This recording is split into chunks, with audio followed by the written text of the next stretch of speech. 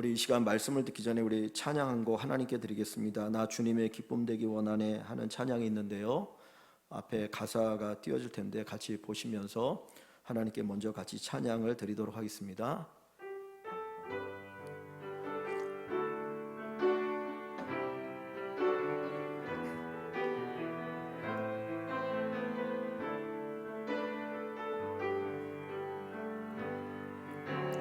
난 주님의 기쁨 되기 원하네. 내 마음을 새롭게 하소서. 새 부대가 되게 하여 주소. 주님의 빛 비추게 하소서. 나 원하는 한 가지, 주님의 기쁨이 되는 것. 내가 원하는 한 가지, 주님의 기쁨이 되는 것. 겸손히 내 마음 드립니다.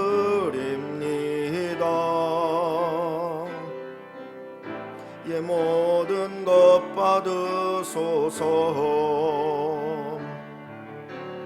나의 마음 깨끗게 씻어주소. 주의 길로 행하게 하소서.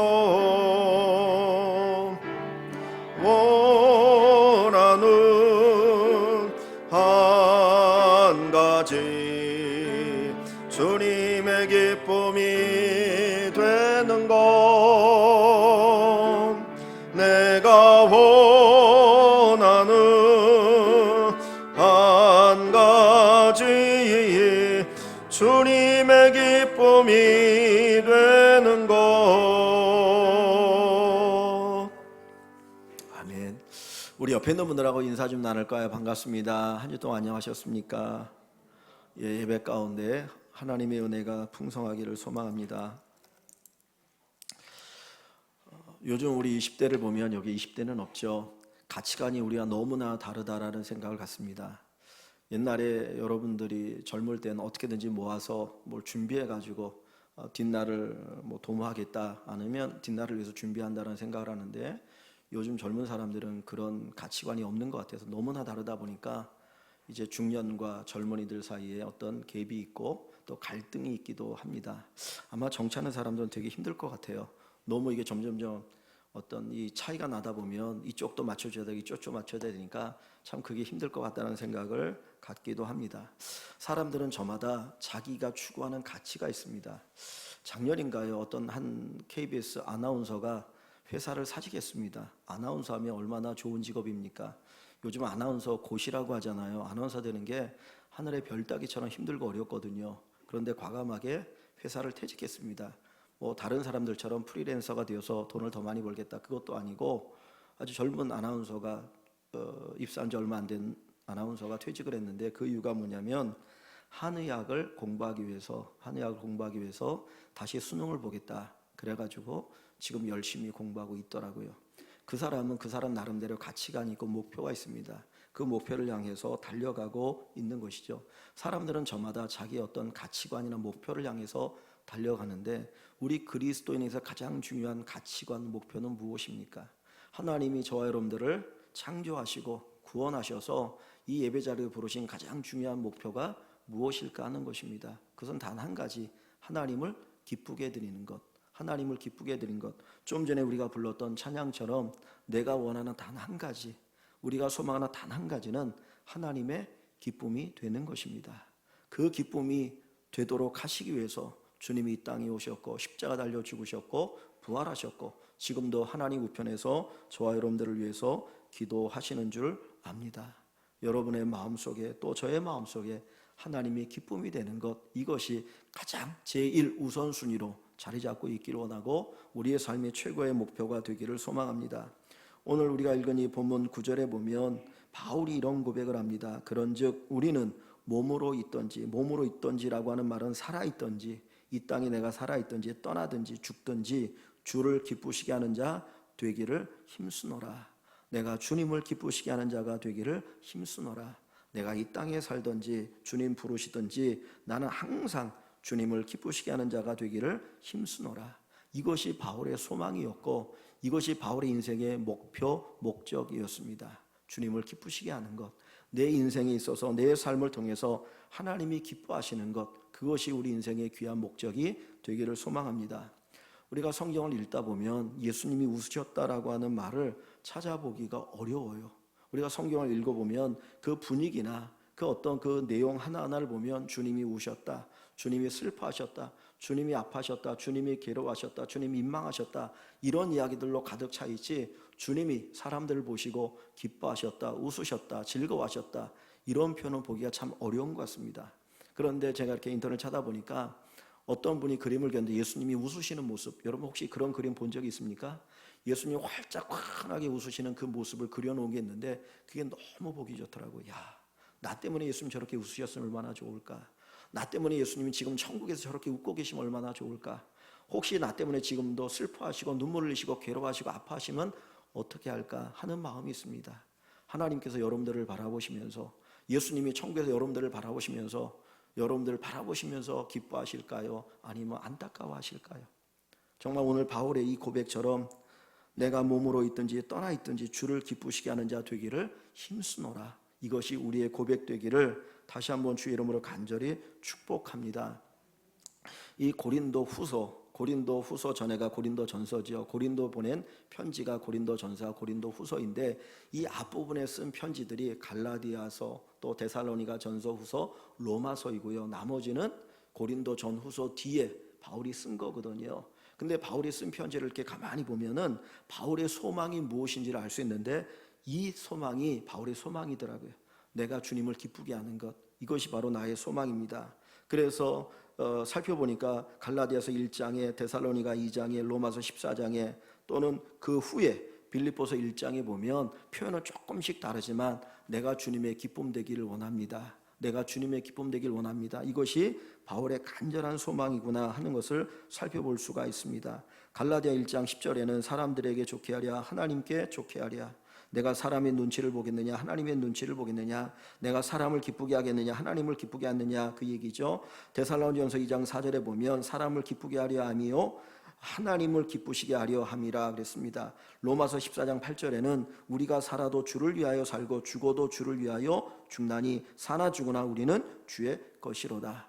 이 바울이 고린도 전 후서를 쓰기 이전에 그 앞부분에서 끊임없이 그는 하나님을 기쁘시게 하는 것, 하나님을 즐겁게 하는 것, 하나님의 얼굴에, 예수님의 얼굴에 웃음이 가득한 것, 그것이 바로 자기의 간절한 소망이다라고 하는 것을 고백하고 있어요.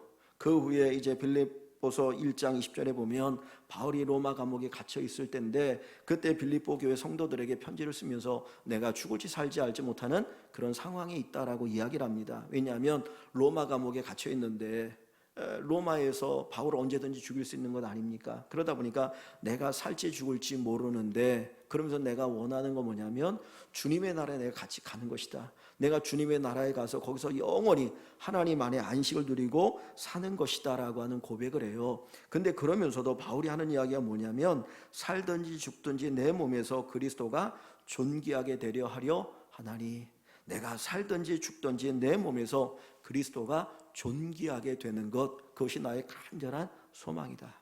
만약에 저나 여러분이나 감옥에 갇히면 우리에게 무슨 소망이 있겠습니까? 하루빨리 감옥을 나가는 거잖아요.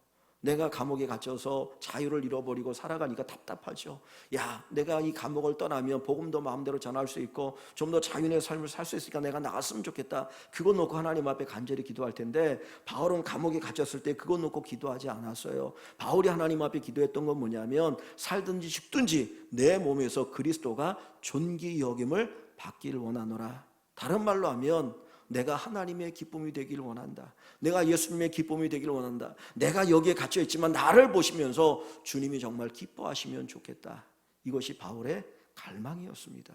우리가 살아가는 삶 속에서 힘들고 어려울 때가 있으면 그때에 이 문제가 해결되고 풀어지고 정말 내가 조금 더 나은 삶을 사는 것이 우리의 소망일 수 있어요. 그것도 우리의 소망이 되겠죠. 그러나 가장 궁극적인 소망은 나로 인하여 예수님이 기뻐하시는 것, 나로 인하여 하나님이 기뻐하시는 것, 나로 인하여 하나님이 영광을 받으시는 것, 이것이 우리의 간절한 소망이 되기를 원합니다. 그래서 고린도전서 10장 31절에 보면 바울이 이런 고백을 합니다. 먹든지 마시든지 무엇을 하든지 하나님의 영광을 위하여 하라. 먹든지 마시든지 무엇을 하든지 네가 하는 그 어떤 일이든 하나님의 영광을 위하여 하라. 지금 내가 하고 있는 일들이 하나님께 영광이 되나요? 내가 하는 그 말 한마디 한마디가 하나님께 영광이 되나요? 우리가 예배를 드리고 있는데 이 예배가 하나님께 영광이 되나요? 정말 어떤 일이든지 하나님의 영광을 위하여 하는 저와 여러분들이 되기를 주님의 이름으로 소망합니다.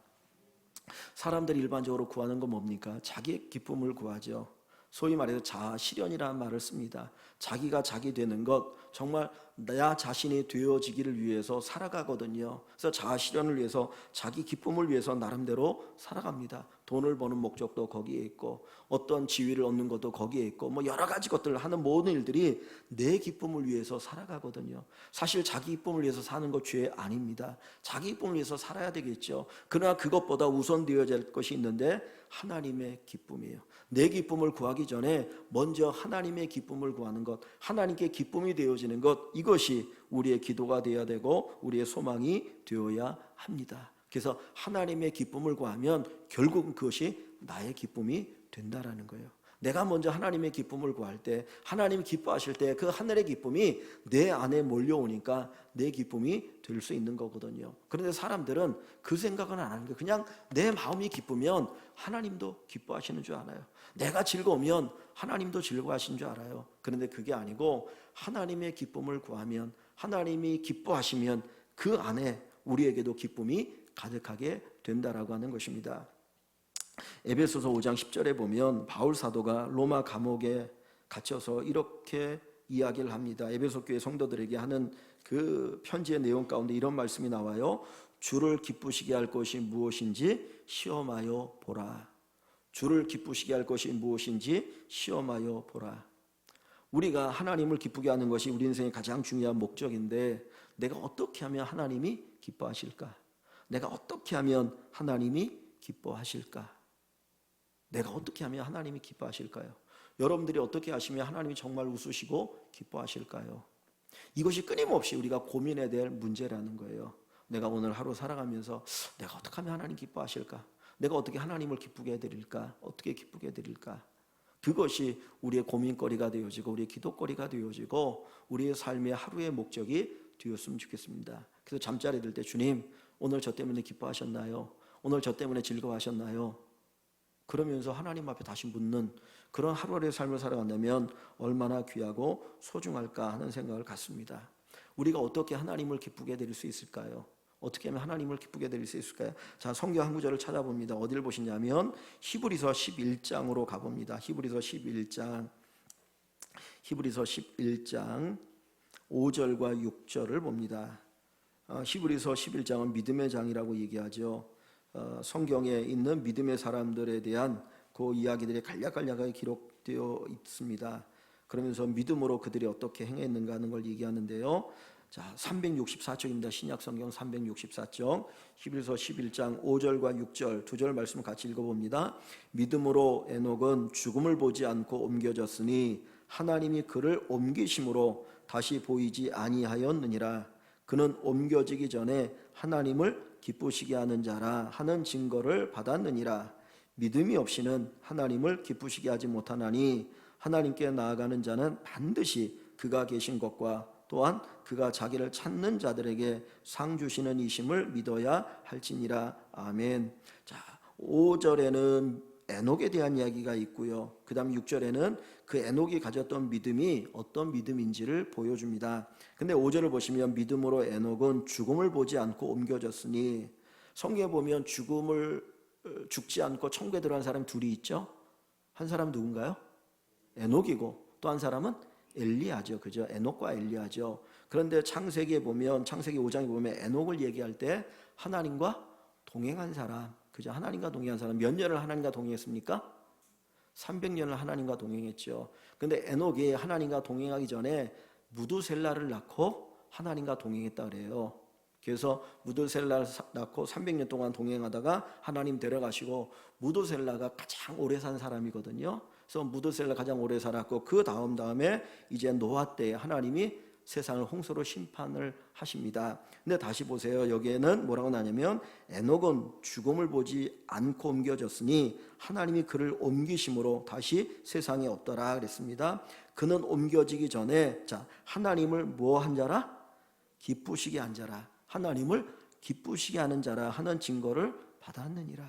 이 에녹은 어떤 사람이에요? 하나님을 기쁘시게 한 사람이에요. 창세기에는 하나님과 동행했다는 표현을 쓰고, 이 히브리서에는 하나님을 기쁘시게 했다는 표현을 써요. 그러니까 하나님을 기쁘시게 한 것과 하나님과 동행했다는 결국은 같은 이야기겠죠. 그러니까 에녹은 하나님을 기쁘시게 한 사람이에요. 하나님이 에녹을 볼 때 너무너무 기쁜 거예요. 야, 어떻게 저렇게 좋은 믿음의 사람이 있어? 그냥 에녹을 보면 하루하루가 기쁘고 즐거웠던 것이죠.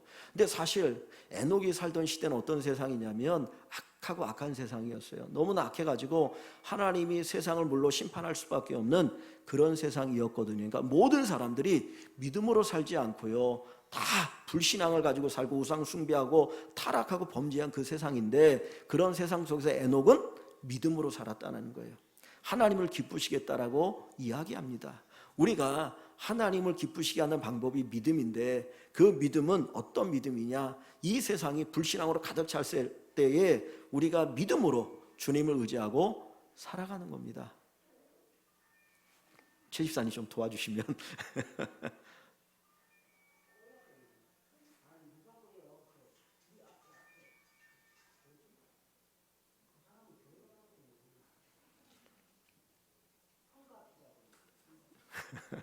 예. 근데 여기 보면 하나님을 기쁘시겠다 그랬는데, 자, 믿음으로 에녹이 하나님을 기쁘겠다 그랬습니다. 그러면 자, 하나님 기뻐하는 게 뭐냐면 믿음이라는 거죠. 자, 6절을 다시 한번 보세요. 6절을 보시면 뭐라고 표현하고 있습니까? 믿음이 없이는 하나님을 기쁘시게 하지 못하나니. 믿음이 없이는 하나님을 기쁘시게 하지 못하나니. 이 얘기 뭐냐면 믿음만이 하나님을 기쁘시게 한다는 거예요. 믿음만이 하나님을 기쁘시게 한다. 내가 아무리 선한 일을 하고 좋은 일을 하고 위대한 일을 해도 믿음으로 하지 않는 거 하나님께 기쁨이 되나요? 안 되나요? 기쁨이 안 돼요. 내가 아무리 좋은 일을 많이 해도 믿음으로 하지 않으면 하나님을 기쁘시게 할 수 없는 거예요. 그래서 믿음이 없이는 하나님을 기쁘시게 하지 못하나니, 그러니까 믿음만이 하나님을 기쁘시게 합니다.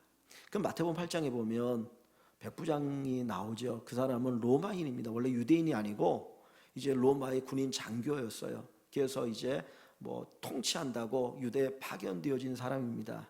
그런데 그 백부장에게 집에 여러 하인들인데 그 중에 하나가 유대인이었어요. 근데 그 하인이 병들어가지고 거의 죽게 됩니다.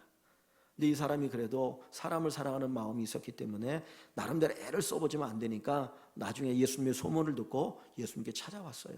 예수님, 우리 집에 있는 하인이 병들어 죽게 됐는데 좀 고쳐달라고. 그랬더니 그게 얼마나 귀합니까? 보통 사람 같으면 하인이면 종이니까 그냥 뭐 이거 물건 칩하고 뭐 그냥 포기할 수 있거든요. 그런데 이 사람 그러지 않으니까 예수님께 너무나 귀하니까 내가 네 집에 가서 고쳐주겠다라고 주님 말씀하셔요. 그때 이 백부장이 하는 말이, 주여 내 집에 들어오심을 내가 감당치 못하겠습니다. 그냥 말씀만 하시면 내 하인이 나을 것입니다. 내가 장교인데 내 상사가 와 그러면 오고 가 그러면 갑니다. 그러니까 주님이 하나님이시니 말씀만 하시면 이 하인의 병이 나을 것입니다라고 믿음을 고백해요. 그때 예수님 뭐라고 말합니까? 이스라엘 중에 이만한 믿음을 만나보지 못하였노라. 정말 주님이 기뻐하는 게 뭐냐? 믿음입니다. 믿음. 우리가 믿음으로 행하면, 믿음으로 기도하고, 믿음으로 찬양하고, 믿음으로 예배드리고, 믿음으로 선을 행하고, 믿음으로 이야기하고, 믿음으로 하는 모든 것들은 하나님이 기뻐하셔요. 그래서 우리가 믿음으로 행하길 원합니다. 그런데 여기 6절을 한번 보세요. 여기 6절에 보면 에녹의 믿음에 대해서 어떻게 얘기합니까? 믿음이 뭐냐? 6절을 보시면 믿음이 없이는 하나님 기쁘시게 하지 못하나니. 자, 하나님 기뻐하는 믿음은 어떤 믿음이에요? 하나님께 나아가는 자는 반드시 누가 계신 것과 그가 계신 것, 그가 누군가요? 하나님이시죠. 하나님이 계신 것을 믿는 거예요. 하나님 계신 걸 믿는 거예요. 아까도 말씀드렸던 것처럼 에녹이 사는 시대는 하나님이 없는 것 같은 세상이었어요. 온갖 불의가 가득했던 세상이었습니다. 그래서 사람들은 온갖 우상숭배에 빠졌고 방탕에 빠졌고 술 취했고 뭐 온갖 악을 행하고 살아가거든요. 근데 그때 에녹은 하나님이 계신 것을 믿었어요. 하나님은 살아계시다. 하나님은 살아계시다. 하나님은 살아계시다. 그것을 믿었다라는 거예요. 내 주변에 있는 모든 사람들이 예수 없다라고 얘기하고 하나님 없다라고 얘기할 때 우리는 하나님이 계시다라고 믿는 이 믿음을 주님은 기뻐하십니다. 여러분, 불의가 가득한 세상 속에서 내가 믿음으로 살지 않고 인간의 편법과 인간의 불의한 방법을 가지고 살아가고 싶은 마음이 있을지라도 하나님은 살아계시다. 하나님은 살아계시다. 이 믿음의 고백을 가지고 살아가셔서 하나님을 기쁘게 하시는 여러분들 되시기를 소망합니다. 근데 그 뒤에 보시면 뭐라고 표현되어 있습니까? 두 번째, 하나님 기뻐하는 믿음 어떤 믿음이에요? 그가 반드시 그가 계신 것과 또한 두 번째, 그가 하나님이 자기를 찾는 자들에게 뭘 주신다고요? 상 주시는 이심을 믿어야 할지니라. 하나님을 찾는 자들에게 하나님이 상을 주셔요. 내가 하나님을 찾는 예배, 하나님을 찾는 섬김, 하나님을 찾는 삶의 모든 것에 하나님께서 우리에게 상을 주십니다. 하나님 반드시 믿음으로 살아가는 모든 성도들에게 상 주시는 것을 믿으십시오. 믿으십시오. 베드로가 이야기하지 않습니까? 내가 주를 위해 모든 것을 버렸는데 내게 무슨 상이 있겠습니까? 야, 이 땅에서 100배가 있고 그래 영생할 것이고 하늘나라에서 왕의 권세를 가지고 다스릴 것이다라고 얘기하시거든요. 우리가 믿음으로 하나님을 구하면, 하나님을 찾으면 하나님 반드시 우리에게 상 주시는 분이심을 믿으시기를 바랍니다. 악한 부모도 자식에게 좋은 거 줄 줄 알거든. 하물며 하늘에 계신 너희 아버지께서 너희에게 좋은 거 주시지 않겠느냐. 하나님 우리에게 좋은 거 주셔요. 그 아들 예수를 보면 알지 않습니까? 예수를 주신 하나님께서 우리에게 좋은 거 주신다라고 하는 이 믿음을 가지고 살아갈 수 있기를 소망합니다. 우리는 갓 태어난 아기들을 보면 그냥 기뻐요. 그 아기들이 조금 자라서 이렇게 미소 짓는 걸 보면, 웃는 거 보면 기쁘죠. 그 아이가 조금 더 자라서 기어다니는 것마다 기뻐요. 그 아이가 조금 더 자라서 걷는 것만 봐도 기뻐요. 그냥 그것 자체가 기쁨이 될 수 있어요. 근데 그 아이가 더 컸는데 걸어다니는 것 그 자체 보고 기뻐할 사람은 아무도 없습니다. 우리의 하나님을 기쁘게 하는 것도 우리의 신앙 수준에 따라서 조금씩 달라지고 더 성장해야 된다는 것이죠. 우리가 처음 예수 믿을 때는 그냥 예배드리는 이것만으로도 하나님은 기뻐하실 수 있어요. 그죠? 사실 이 세상에 예수 안 믿는 사람이 얼마나 많습니까? 예배 안 드리는 사람이 얼마나 많습니까? 지금 이 주일 이 시간에도 아마 사람들이 밖에서 바글바글 할지도 몰라요. 그런데 우리들이 이 자리에 나와서 하나님을 예배드린다는 것 하나님 귀히 여기시거든요. 그러나 이것만 가지고 우리가 하나님 앞에 다 기쁘게 드렸다라고 얘기할 수 없다는 거죠. 우리의 믿음이 자라는 만큼 우리가 하나님을 기쁘게 하는 것들도 조금씩 더 자라가고 성장하고 성숙해 갈 수 있기를 소망합니다. 그래서 우리가 그 하나님을 향한 그 믿음이 몇 가지가 있는데 이제 우리가 공의를 행하는 것 그것도 하나님을 기쁘게 드리는 것이고 또 믿음을 통해서 선을 행하는 것 그것도 하나님을 기쁘게 드리는 것입니다. 그런데 한 걸음 더 나아서 마지막으로 정말 우리가 주님을 기쁘게 드리는 것 가운데 한 가지가 뭐냐면 시편 69편을 봅니다. 자, 시편 69편 한번 가보겠습니다.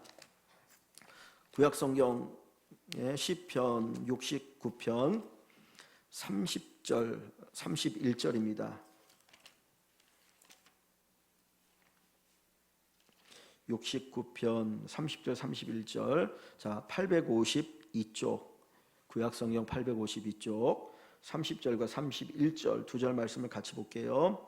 내가 노래로 하나님의 이름을 찬송하며 감사함으로 하나님을 위대하시다리니 이것이 소 곧 뿔과 굽이 있는 황소를 드림보다 하나님을 더욱 기쁘시게 함이 될 것이라. 자, 여기 보니까 뭐라고 말합니까? 30절에 내가 노래로 하나님의 이름을 찬송하며 감사함으로 하나님을 위대하시다 하리니. 그러니까 찬송과 감사를 얘기해요. 찬송과 감사가 얼마나 하나님을 기쁘시게 하는가. 31절에 보면 이것이 찬송과 감사가 소 곧 뿔과 굽이 있는 황소, 아주 값비싼 황소, 정말 좋은 재물을 얘기하죠. 엄청난 제물 제사를 위한 제물을 드림보다 하나님을 더욱 기쁘게 함이 될 것이라.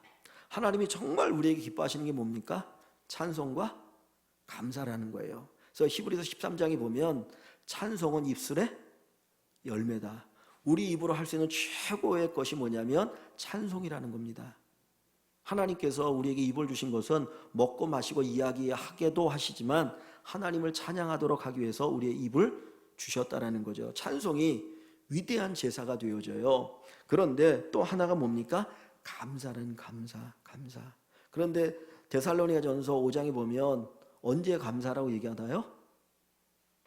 범사에 감사라. 범사의 모든 일에 감사라는 거죠. 모든 일에 감사라. 모든 일에 감사. 우리가 모든 일에 감사할 수 있는 이유는 뭡니까?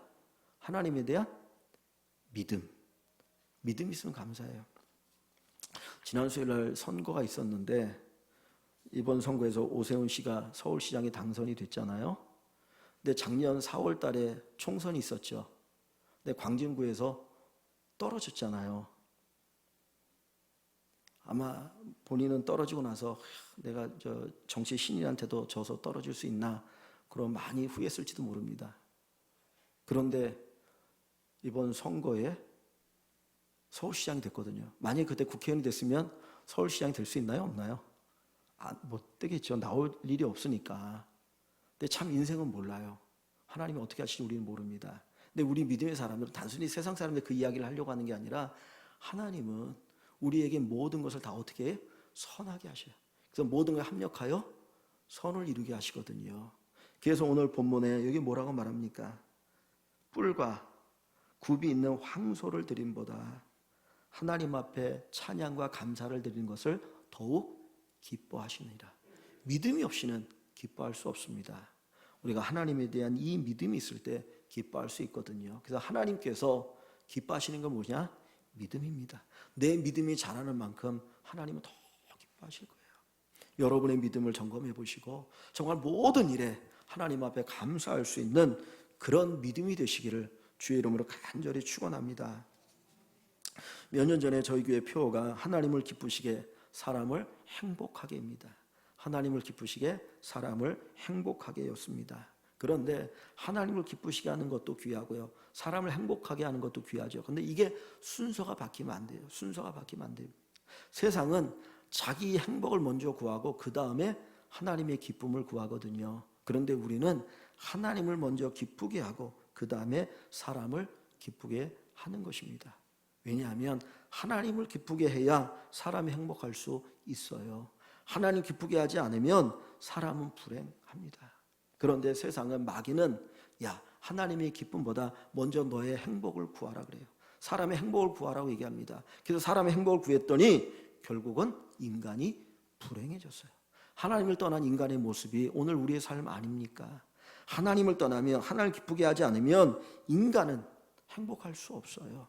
그래서 하나님을 기쁘게 하시는 것이 결국 우리에게 복이라. 우리에게 복이라. 우리가 이것을 기억하면 좋겠습니다. 성경의 인물들이 가르쳐주지 않습니까? 성경의 인물 한 사람 한 사람 그들이 다 하나님을 기쁘게 했더니 하나님 그들을 높이시잖아요. 다윗이 그랬고 요셉이 그랬고 다니엘이 그랬고 수많은 믿음의 사람들이 하나님을 기쁘게 하니까 하나님이 그들을 높이셨고 그들을 영화롭게 하여 주십니다.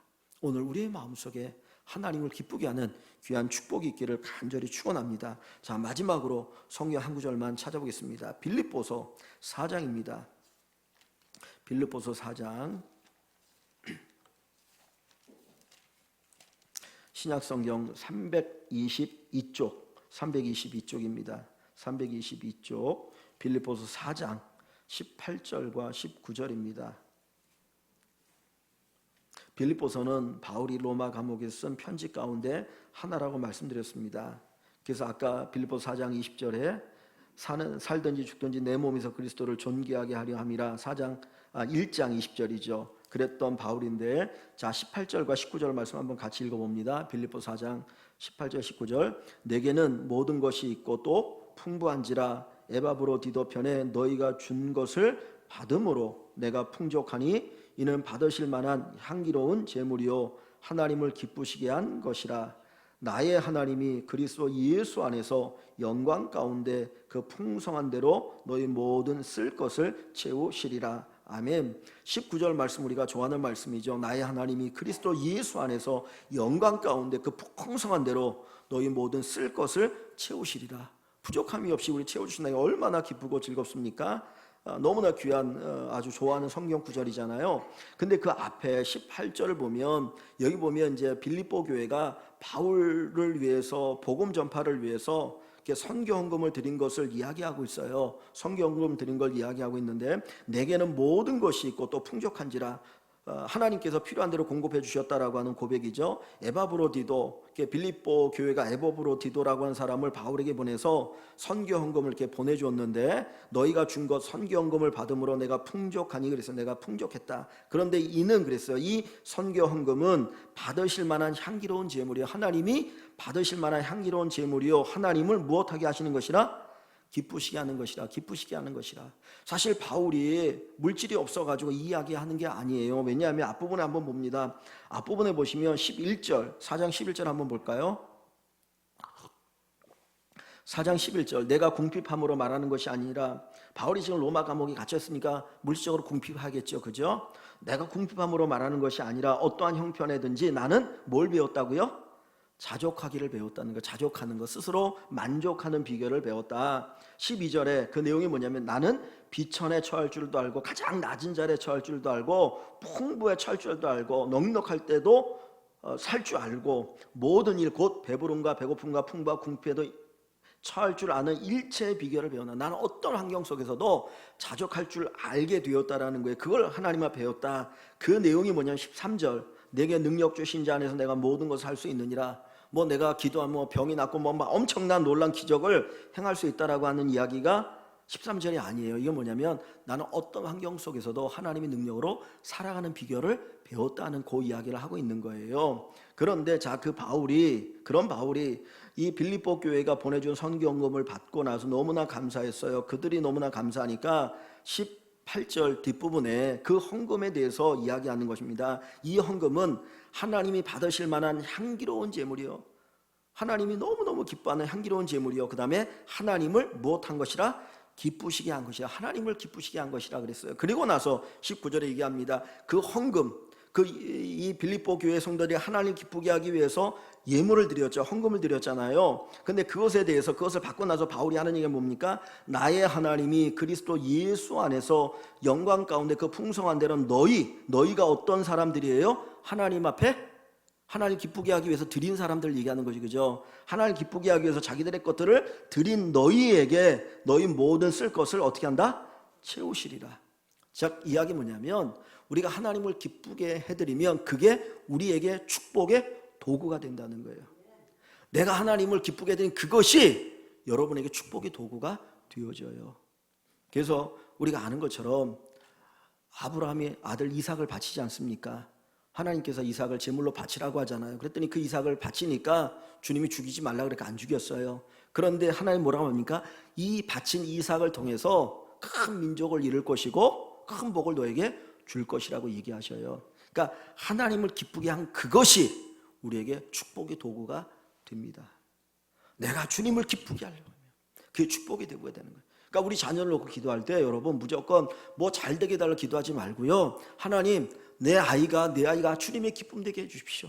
주님을 기쁘게 하는 아이가 되게 해주십시오. 그러면 주님이 그 아이를 통해서 복을 주실 거예요.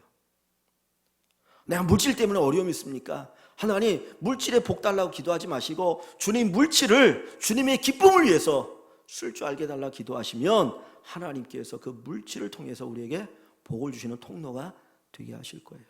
무조건 건강 달라고 얘기하지 마시고 하나님 제 건강이 주님을 기쁘게 하는 도구가 되게 달라고, 제가 건강을 통해서 주님을 기쁘게 하드리길 원합니다. 그렇게 기도하시면 주님이 그것을 통해서 우리에게 축복 주실 줄 믿습니다.